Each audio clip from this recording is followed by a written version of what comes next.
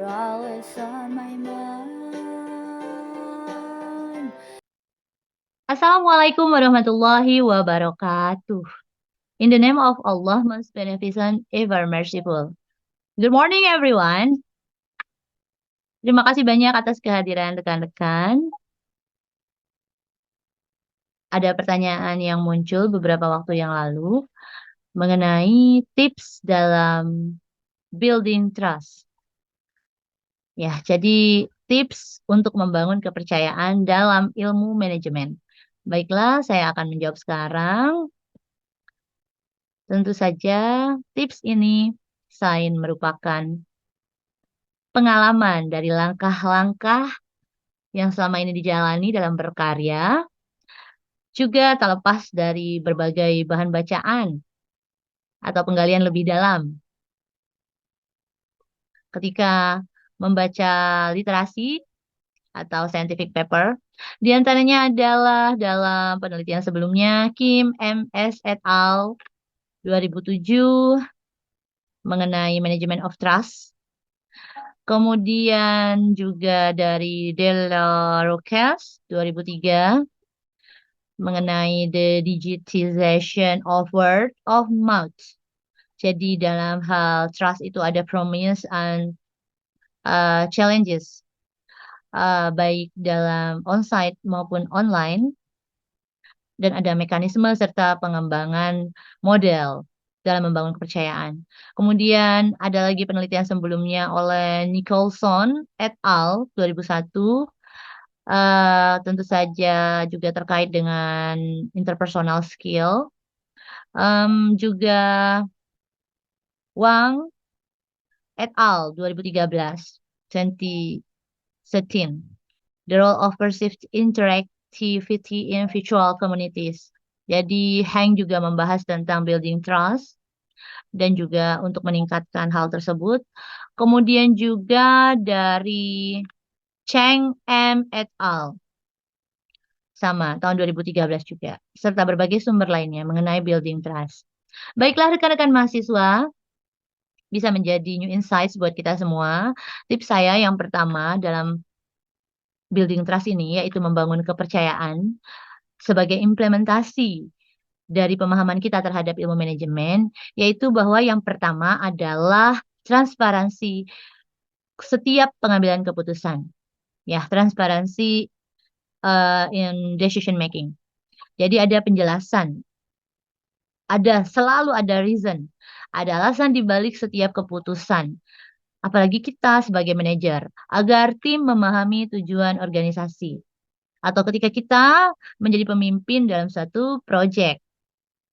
Jadi sebagai project manager, ketika kita melakukan sesuatu, kenapa begini, kenapa begitu. Lalu sebelum anggota tim juga bertanya, mereka bisa melihat, oh bahwa kita memiliki alasan ketika melakukan hal tersebut. Kemudian tips selanjutnya, dalam arti transparansi ini adalah kejujuran dong ya sebagai manajer. Tips selanjutnya adalah pendelegasian. Oh, itu adalah andalan saya. Pendelegasian dan pemberdayaan. Jadi, dalam hal ini, ketika kita sudah mendekati with our special approachment pada setiap satu persatu anggota tim kita, maka dari awal nih kita udah jujur, sudah ada transparansi, maka kita mesti memiliki sikap pendelegasian dan pemberdayaan kepada mereka. Jadi berikan tanggung jawab dan kepercayaan kepada anggota tim untuk memajukan pekerjaannya. Sehingga bagi seorang manajer yang sudah memiliki pengalaman yang lumayan banyak dengan variasi proyek, maka dia akan melihat anggota timnya itu tentu saja memiliki karakter yang berbeda-beda, memiliki cara mengerjakan sesuatu berbeda-beda, cara dalam mempertanggungjawabkan sesuatu berbeda-beda. Tapi tentu saja seorang manajer mengetahui cara meningkatkan hal seni dalam sikap memberikan delegasi suatu pekerjaan untuk memberdayakan anggota timnya. Ini kalau di antara kita melihat rekan-rekan lainnya, contoh nyata nih dalam bertugas. Contoh ya, misalnya si A sama si B itu sudah paham betul tentang sesuatu subjek yang sedang dikerjakan. Ada suatu langkah, contoh saja dalam penelitian, ada suatu langkah pengerjaan yang si A sudah lebih tahu daripada si B dan si B itu masih amatir. Tapi kemudian kita sebagai manajer itu menangkap, oh ternyata si B memiliki strength dalam satu part di subjek itu lebih besar strength-nya daripada si A. Jadi, kita bisa memberikan kesempatan bagi si B untuk memiliki tanggung jawab dan kepercayaan. Meskipun si A sudah lebih berpengalaman. Dalam implementasinya bisa jadi si A merasa eh, saya tentu saja udah biasa dong, sudah berpengalaman gitu. Si A bisa saja merasa begitu. Dan untuk itulah tugas kita sebagai manajer, bagaimana cara mendamaikan situasi ini. Ya. Jadi bagi rekan-rekan, ini salah satu poin dalam berkolaborasi, dalam berkarya.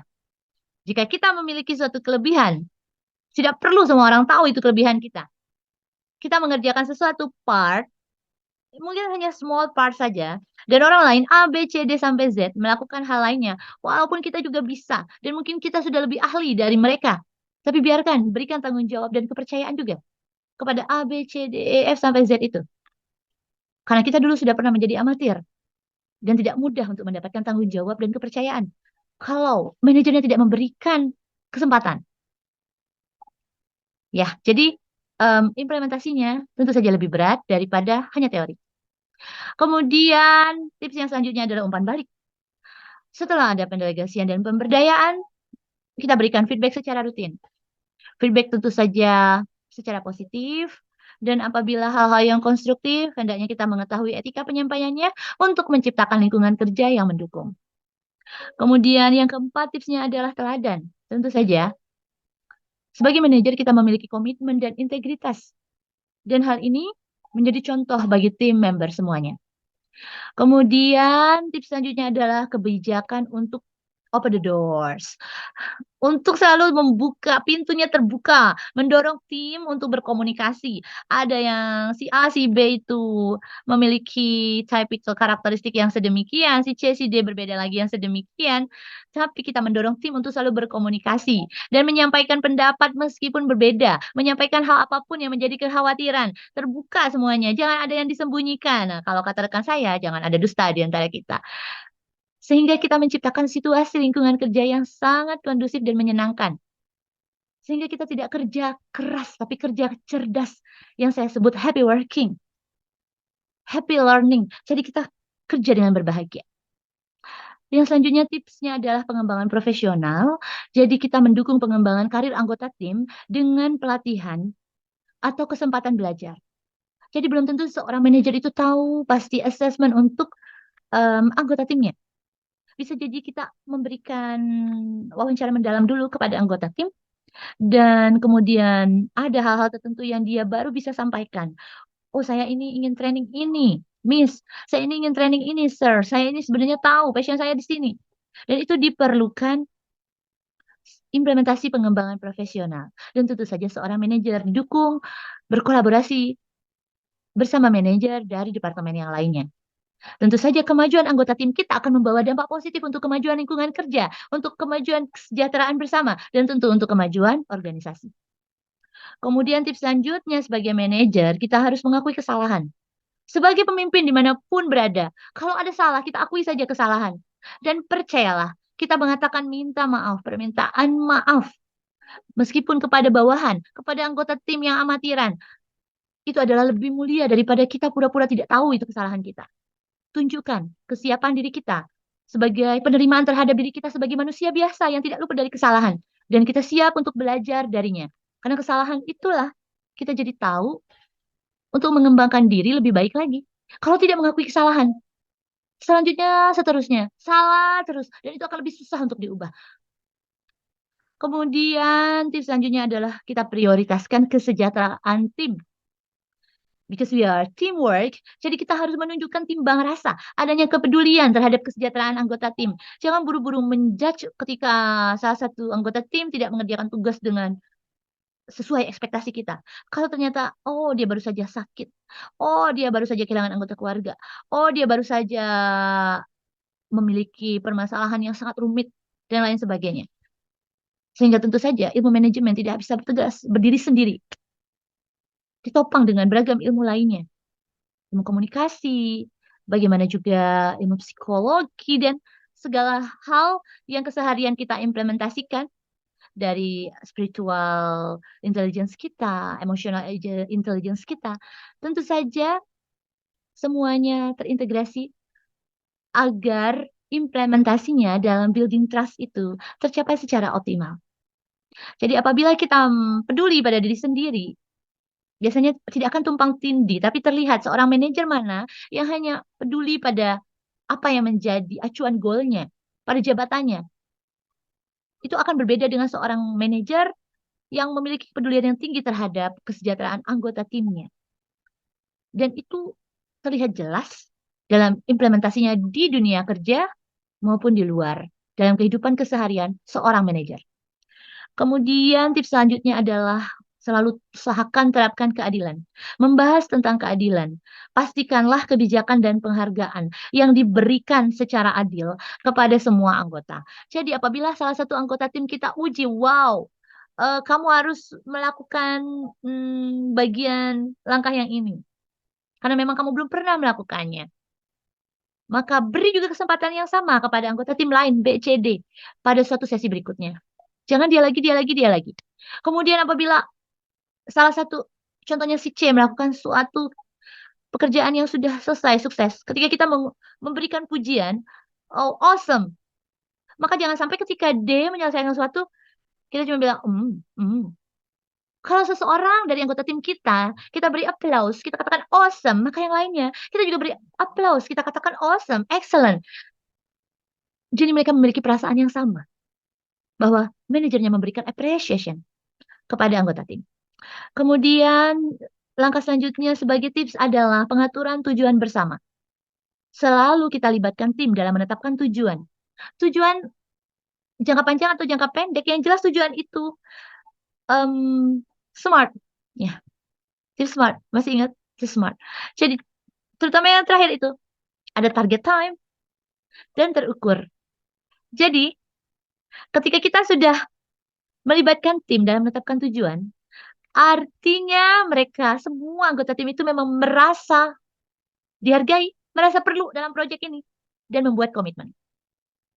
Apa sih yang lebih penting daripada kejujuran dan komitmen ketika kita sudah building trust? Karena itu akan selalu berkelanjutan. Dengan menerapkan hal tersebut, tentu saja manajer dapat membangun kepercayaan yang lebih kuat dalam timnya. Dan pada akhirnya, selalu akan meningkatkan kemajuan kinerja organisasi. Demikian tips singkat dari saya, semoga bermanfaat dan rekan-rekan selalu semangat berprestasi. Happy learning, happy working, and happy researching. Sampai jumpa lagi di kesempatan lainnya. Saya Sri Yusriani Sara, salam hangat dari Denmark. Wassalamualaikum warahmatullahi wabarakatuh. Thanks for subscribe, dear. Like and comments. See you.